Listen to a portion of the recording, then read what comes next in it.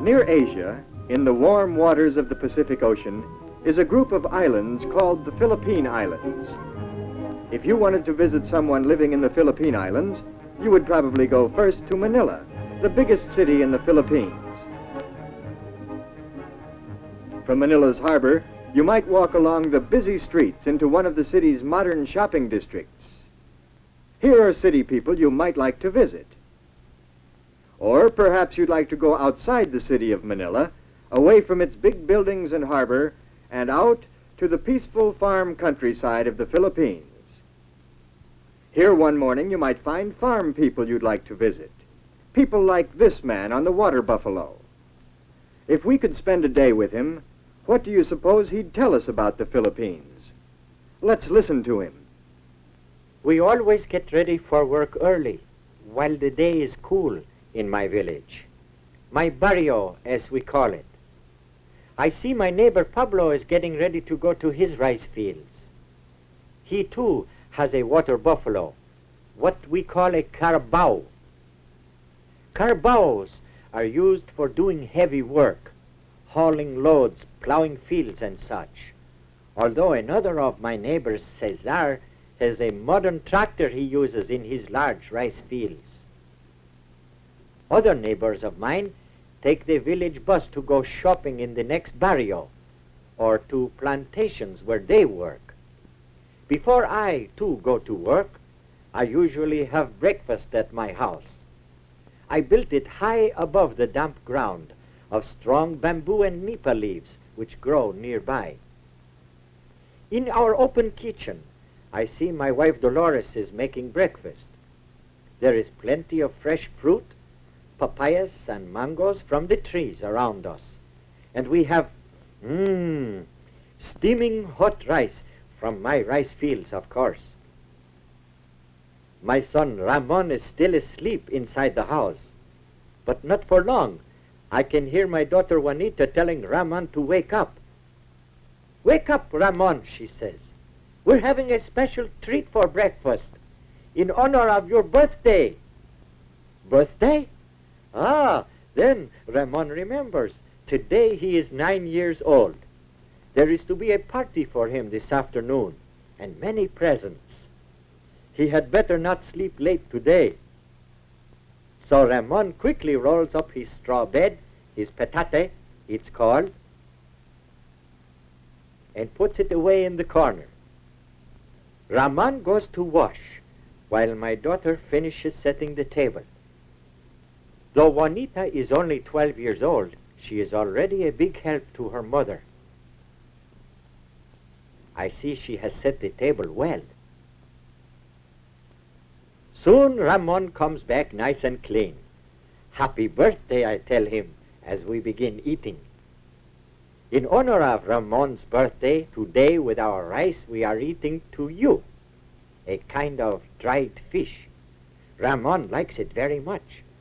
But I think his mind is also on the presents he hopes to get later at his party. After breakfast, it is time for me to go to work in my rice fields. Soon the planting season starts, and I have much plowing to do. In a little while, my children leave too. Ramon and Juanita must also start out early from our house, for the public schools they attend are a long way from home. On their way, they pass our village stores, tiendas we call them, a name handed down from the Spanish, just as Ramon and Juanita's names are also Spanish. And they pass our village church. It is old, for it was built by the Spanish missionaries many years ago. At last they come to Juanita's school, the public high school she attends with her girlfriends. Before their classes begin, they like nothing better than a game of luksong lubid, what you might call jump rope. Before his classes start, Ramon likes to play too. At his elementary school, tug of war is a favorite game. Today, Ramon is the leader of his team. Later in class, Ramon is taught many subjects. One of his favorites is geography. In the classroom, English is spoken, and it is one of the main languages we use. Today, Ramon has a question about the United States.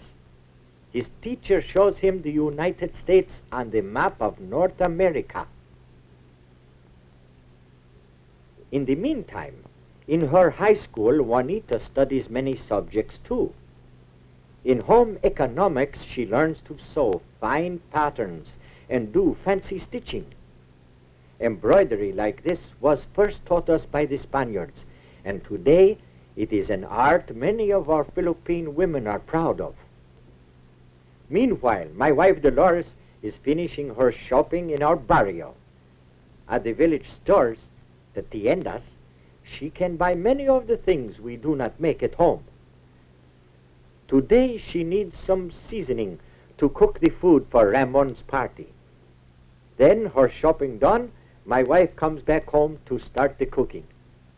At 12 o'clock, my children are out of school for the day. Other children will attend in the afternoon, but Ramon and Juanita now have work to do. Ramon will help me with the plowing, while Juanita comes home to help her mother. There is much to do to get ready for a party. First, Juanita sets the table. Later, she may take a turn at barbecuing the pig her mother has prepared. We call roast pig lechon. It is a treat we can afford only on special occasions. By late afternoon, Ramon and I have finished our plowing in my rice field. It must be ready for planting when our rainy season begins. The work has been hard for both of us and for my carabao. Now it is time to go home, so Ramon and I unhitch the carabao. Then we take him back to his place near the river. This is where he stays until I need him the next morning, deep in the cool, muddy water carabaos love so much. Then back we go, along the road to our village, to our house. There, look, Ramon, what a sight! Everyone is gathered for the party. Happy birthday, they all call, his aunts and uncles and cousins, and his school friends. Happy birthday, Ramon, they say. My Ramon is very pleased. What an honor to have so many people celebrate his birthday. Very politely, he kisses his grandmother's hand. She has a present for him, a pair of long pants, she says. Ramon thanks her and greets his grandfather, too. Grandfather also has a present for him. You see?